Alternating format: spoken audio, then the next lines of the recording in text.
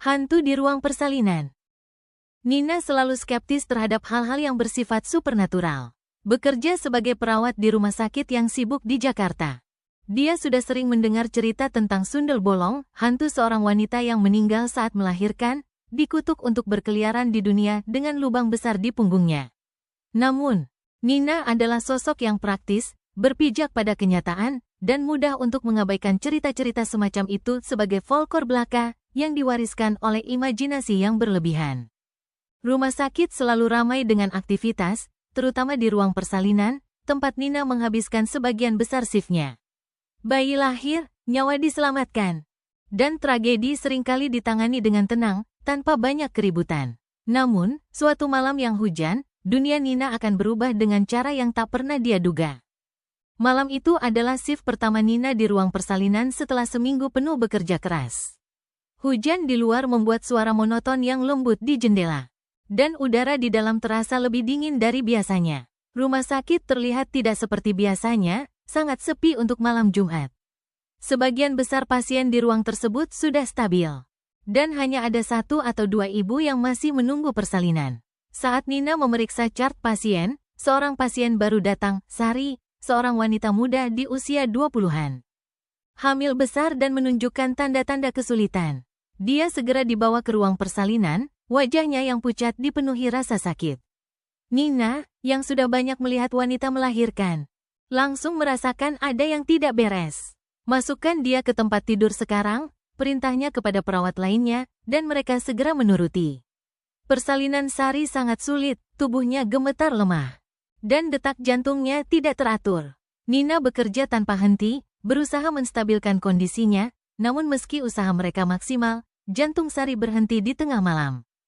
Dan dia meninggal saat melahirkan. Ruangan itu menjadi hening, hanya terdengar suara mesin yang terus berdengung, tak acuh terhadap kehilangan yang terjadi.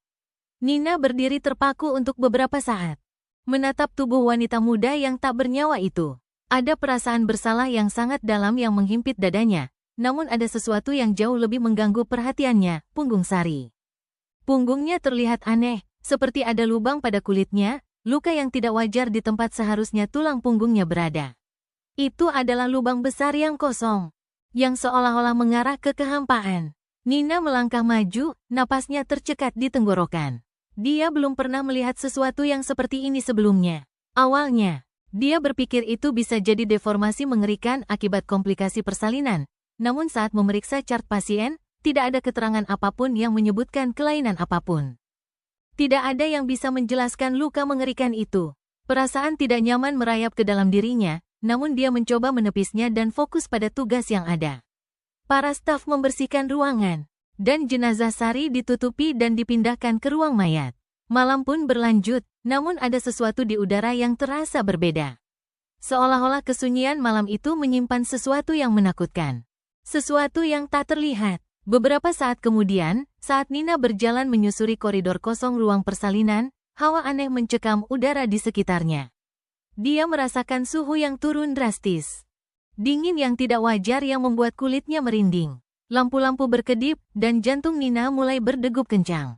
Dia mencoba menepisnya sebagai kerusakan teknis biasa. Meski rasa bahwa ada yang mengawasinya tak kunjung hilang. Saat melewati ruang bayi, dia melihat sesuatu bergerak di sudut matanya, sesuatu yang bergerak dalam cahaya redup. Nina berbalik, dan perutnya langsung mual saat melihat sosok yang berdiri di pojok ruangan. Itu adalah Sari. Punggungnya masih terkoyak mengerikan, lukanya kini semakin besar, gelap, dan menganga. Ibu muda itu berdiri diam, matanya yang kosong menatap Nina. Bibirnya tersenyum lebar dengan senyuman yang sangat tidak wajar. Suhu ruangan semakin dingin, dan Nina merasakan getaran dingin menyelusup ke tulang belakangnya. Dia tak bisa bergerak. Tubuhnya membeku karena teror. Keberadaan Sari terasa sangat menekan, dan untuk sesaat, Nina mendengar bisikan halus, hampir seperti tangisan, yang datang dari sosok itu. Kau telah mengambil nyawaku, suara itu mendesis, namun bukan hanya suara Sari. Suaranya terdengar lebih dalam, lebih mengerikan, seolah kata-kata itu berasal dari jurang yang tak terjangkau. Nina semakin terperangah. Bisikan itu terus berlanjut, semakin keras dan menuntut. Sekarang, kau akan merasakan penderitaanku. Jantung Nina berpacu semakin kencang. Nalurinya berteriak untuk lari. Namun kakinya tak bisa digerakkan. Rasanya udara sekitar semakin berat, seolah mengikat tubuhnya, dan bayangan-bayangan di sekitar ruangan tampak memanjang, menariknya ke dalam. Sosok Sari melangkah maju, punggungnya mengembang dengan lubang gelap yang aneh, seolah menelan cahaya di sekitarnya. Nina mencoba memanggil bantuan, namun tak ada kata yang keluar dari mulutnya. Dadanya terasa sesak saat dia merasakan sesuatu yang dingin, seperti jari es menyentuh kulitnya.